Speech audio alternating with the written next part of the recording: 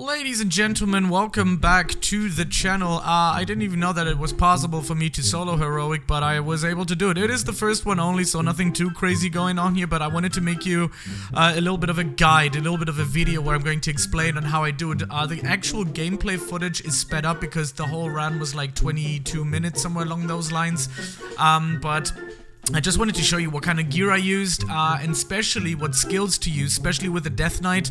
It is a really good solo class, nobody can disagree with that. It's a really nice solo class, and I actually got this unlocked. Wait, where is it? What am I getting here?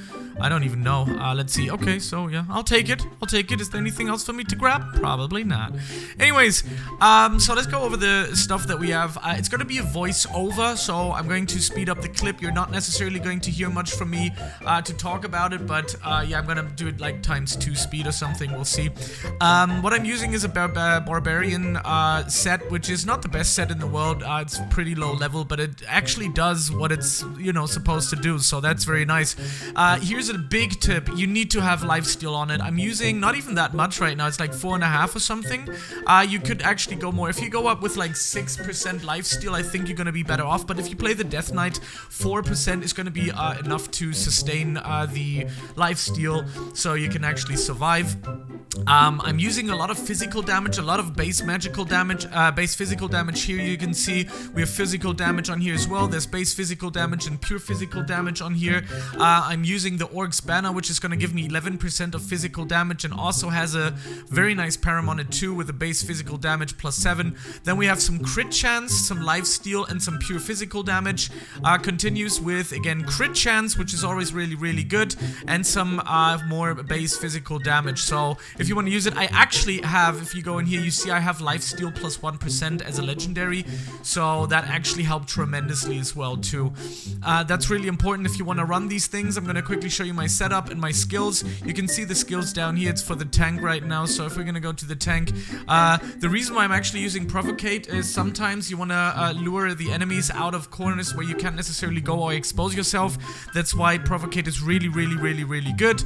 And it's also dealing 60% of base physical damage as well, and provokes enemy in a small radius by adding 1200% base damage to aggro. So this is really good. This is a nice skill to have. Then I have stuns. You're going to use a lot of stuns there as well. Technically, you could also play a little bit with the dome if you know how to use it very well, but apart from that, I'm using huge HP, so I have an increase of HP, but if you don't have enough lifesteal, you can use... Wait, was that even the character that has lifesteal? No, it doesn't. Okay. You could also go with some more attack speed and movement speed, but I think increasing your HP is definitely needed since you're soloing the whole thing. And yeah, that's basically what I'm using. I'm also using chains here, as you can see, so to pull the people in if they're a little bit far away.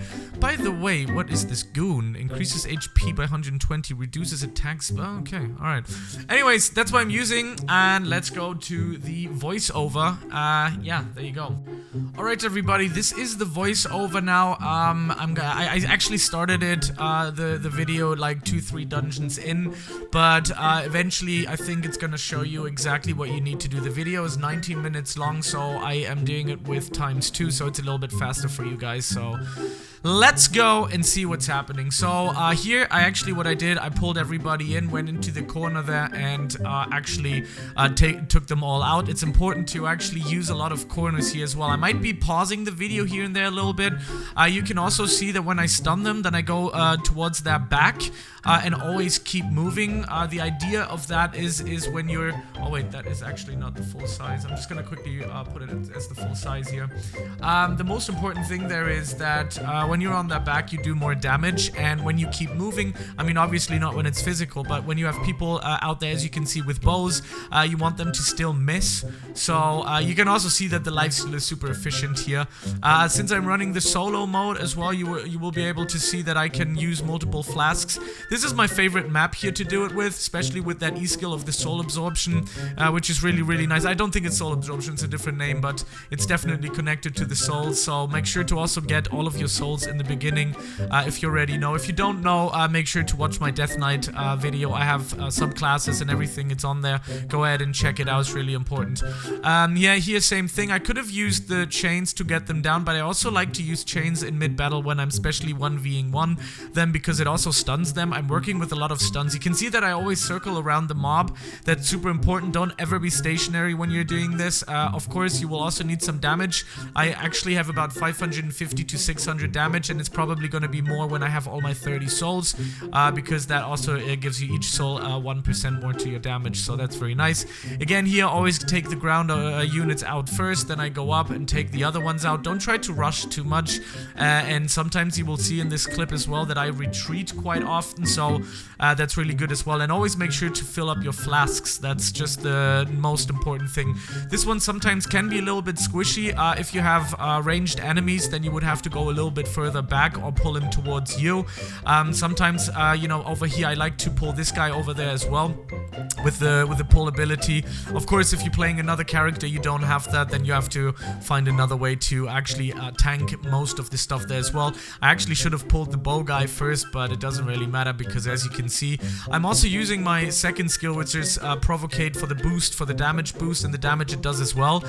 Here it's important to be on a wall and use your stuns. Sometimes they can come up behind you. I had to use my E skill here. It was a little bit of a clutch move there, but in the end I was okay with, you know, just basically taking care of that. Dashing forward, using chains here, very important. Sometimes you see the people run after you as well. Again, play with your stuns.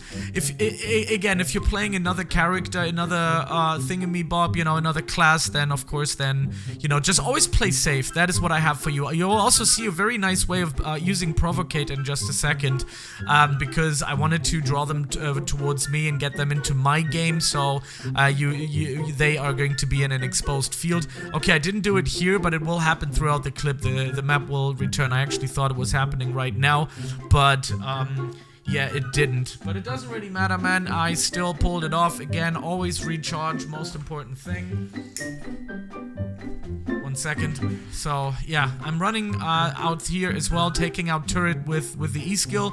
Very, very important. Again, don't take any risks. Use your walls to your advantage, and don't run wildly. And this is it doesn't even have to be heroic. It could be anything else, you know. So, yeah, just go in there, do what you can. The good thing about the Death Knight, the DK, is when you're fighting people 1v1 like this, for example, in this instance, you are always most likely to win because of the lifesteal. Also with any boss in the game, if you 1v1 them with a Death Knight or with anybody that does fairly amount of fast damage and you have lifesteal on it and some nice protection and defense, then you should be fine. I could have actually pulled that guy down there. It's a range guy. I forgot to do it, so I pulled this guy, and that was a little bit stupid, but it was fine because the turret didn't attack me until I actually got to him last. And yeah, I already used my flasks up front, so when you play solo, it was already filled up, so I didn't have to go back to, you know, the other one. Here I'm using the wall again, using the E skill. Really, really useful there. Alright, so we got this. This is another important one here. You go up here, take them all, and you go down. Use the wall again to the advantage, and bring them into your game. Don't just go up there and let yourself get wrecked by the towers and the ranged characters. Super, super important. You always have to do those last, or if you can pull them with your chains, then do it. Other than that, though, yeah, just wait. Just the patience game. This is why heroic takes such a long time. Again, here, doing the same thing, pulling them over, use the E skill. Actually, in the hopes of not having them creep up behind you.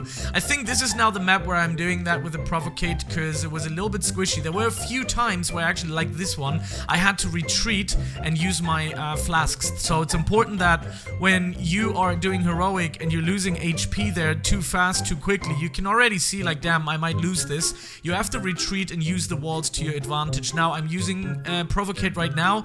so they're actually coming towards me. I have a wall there that I can use, and I can stun a lot. So you will see me using a lot of stuns in this run, which is necessary when you're doing heroic, just because of the gear that they have and just how much damage they do. So it's really good. And you can see here fully in account that lifesteal is working its way up. Again, I felt exposed here, so I was just doing these two guys, and then I was getting all of the other ones.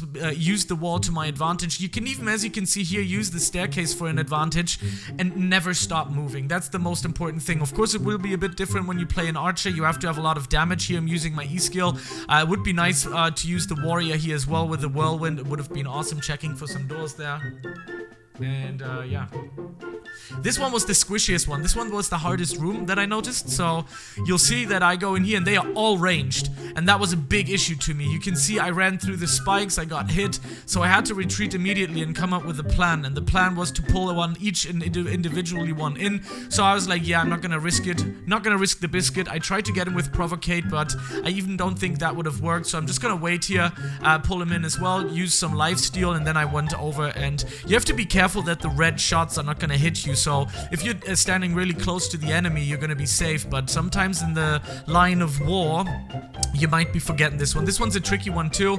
I wanted to play it cool and safe, so I started to pull this guy in. I wasn't sure what I was going to do here, but I thought that if I attack him, I might be okay that the other guys are not attacking me, and I was right, so it was good. This one, actually, you should run all the way through and then use the E skill from the Death Knight or any skill that would do some damage for these guys around. That's the smartest way of handling this one, instead of waiting there and getting shredded by the distance people, by the arrows and magicians and stuff like that. So what I did there was very, very crucial.